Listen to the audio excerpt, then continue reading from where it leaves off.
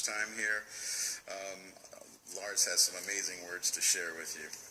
Anyway, I tell you, for the last 2 years, for some reason, I feel like I've really connected with Lemmy. I've known him obviously a lot longer than that, but for some reason, these last couple of years, I've had what I call quality time with this amazing person.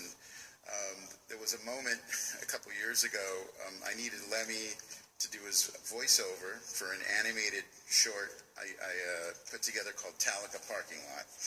And I called him up, I said, Lemmy, can you do this? And we only had one day to do it, and he was like, yeah, but I need a ride, come pick me up. I said, he's like, be there at 3 o'clock. I said, okay, Lemmy, I got a surprise for you. So I have this Buick 64 lowrider Riviera, and it's cobalt blue, beautiful, beautiful car, but it wasn't running right? The starter's not working, needed a tune-up, the whole deal. So I had a mechanic show up earlier that morning, 9 a.m., he gets my start, puts a new starter in, changes the oil, tunes the car up, and I'm proud. I show up at Lemmy's apartment about 20 minutes before I'm supposed to be there, and Lemmy comes out. We're looking at the car, he's complimenting, and he loves it. We get in the car, and I'm sitting there, yeah, I got this. I put the keys in, car doesn't start. Dun, dun, dun, dun, dun, dun, dun. And I'm like, oh my God. And Lemmy's sitting there with a cigarette, he's not saying anything. Jun, jun, jun, jun, jun, jun, jun. And now the beads of sweat are rolling down my face. And he's saying something, all this, and I'm just like, and I'm determined. And then finally, he gets his word and he says, he said, let it sit for a while.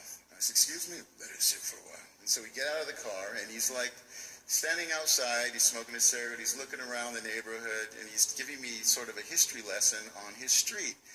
Charlie Chaplin used to hang out there, Mary Pickford there, and it was really great, it's beautiful and interesting. And then right in the middle of his story, he says, now try it. So we get in the car, and sure enough, that puppy started right up. And then he said, see, I told you it was flooded. He's like, you gotta respect, these older cars. So Lemmy and I proceeded to go to the voiceover studio in Hollywood, traffic, and I'm in my lowrider, and we're bouncing in the car, the Mexican and the rock legend, and we're listening to all different styles of music, and it was just really an incredible moment for me. We left the studio. He gave us 2 hours of voiceover. We drank Jack and Cokes together, which I never drink. I hadn't drank that in about 15 years. I drop him off at his house. I actually lost my way home. I'm trying to get from Hollywood to Venice Beach, and I actually ended up somewhere in like Westwood or something, completely lost. And the last thing I got to say is about a year ago, I got to hang out with Lemmy at the House of Blues. Cheryl was there, and my other good buddy, Joni Mitchell, walks in, who I had invited to see me play at this particular gig. I got Lemmy to the left of me, I got Joni Mitchell to the right of me, and they're both chain smoking, and I'm inhaling this massive amounts of rock and roll legend smoke, and I was loving every minute of it. And I introduced him. I said, Joni, I want to introduce you to my friend Lemmy. And she goes, hi Lemmy, it's a pleasure to meet you, like that. And he takes a big drag of the cigarette, and he looks over and he goes, Joni, what fucking chords were you playing on Court and Spark? I could never figure them out. And so they have this beautifully, incredible conversation together, and I'm just sandwiched between them, and I'm loving every minute of it. I've got these two rock and roll pirates, legends, icons, and I'm engulfing their magic smoke. And I just want to say, Lemmy, I love you, we love you. When I saw him at his birthday party, I sat with him. He embraced me, and it was very sad because I knew that would be the last time I was going to see him, and we both knew. But at the same time, I know he appreciated, our presence in love, and we must always respect and love and remember and celebrate our elders, because we have them here, and we have to enjoy that time, and I know he'd be so happy to see us all here, right? We love you, Lemmy. Thank you. And here he is, the one and only. I saw the picture of him sandwiched between two legends. It's pretty cool.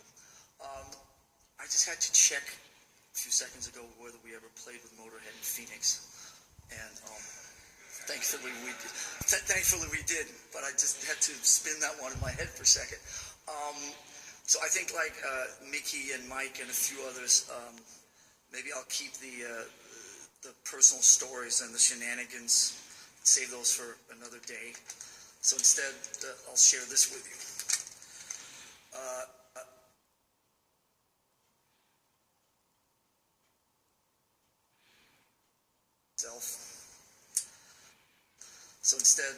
I'll share this with you.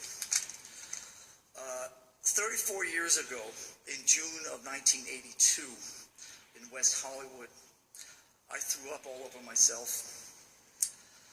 That's not particularly significant because of the throwing up.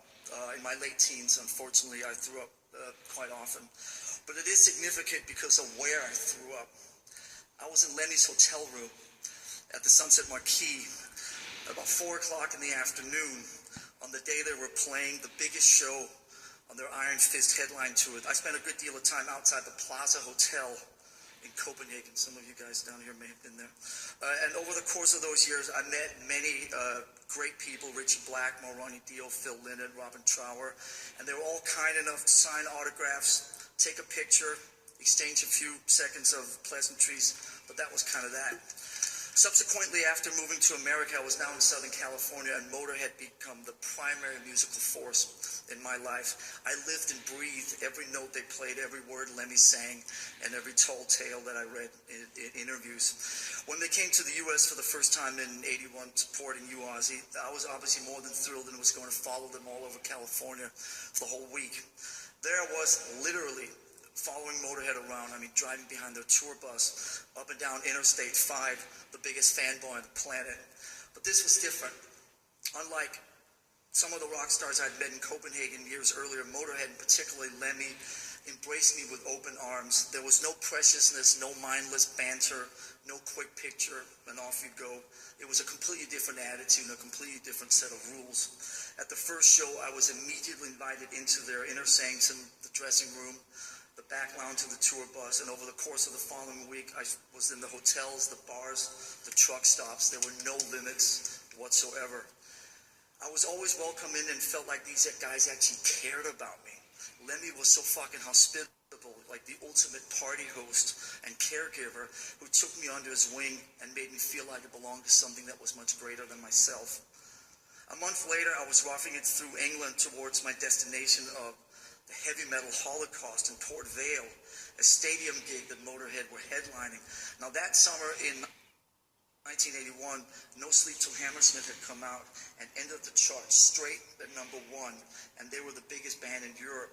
I showed up at the sold-out gig with no ticket, not a pot to piss in, but within 15 minutes, I was backstage in the Motorhead compound where Lemmy once again had invited me in and welcomed me with open arms and remembered me from California a month earlier. The biggest gig of the summer in England, and Lemmy still had time for little old me.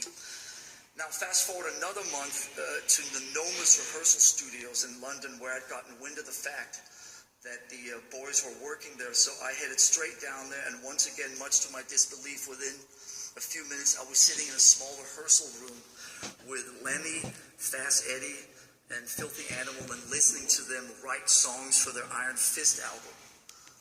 Right in front of me. There were 4 people in that room, and I was one of them.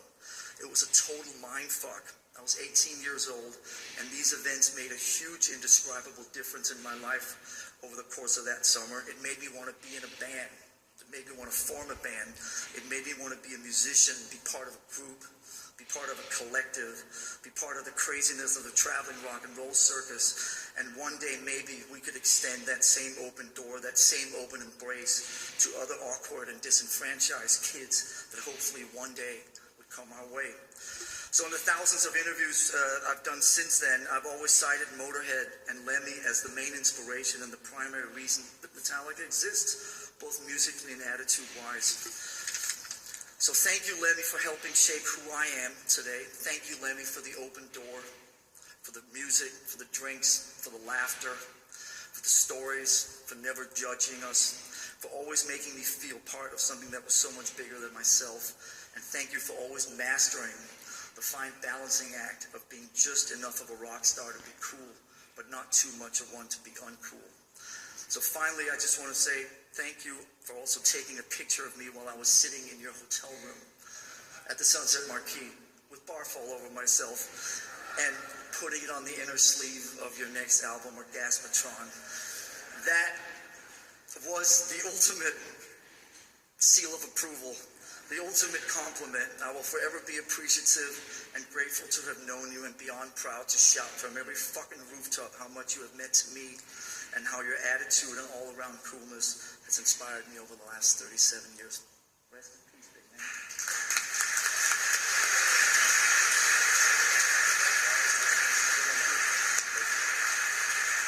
All right, Dave Grohl, we've got 4 minutes till they cut us off.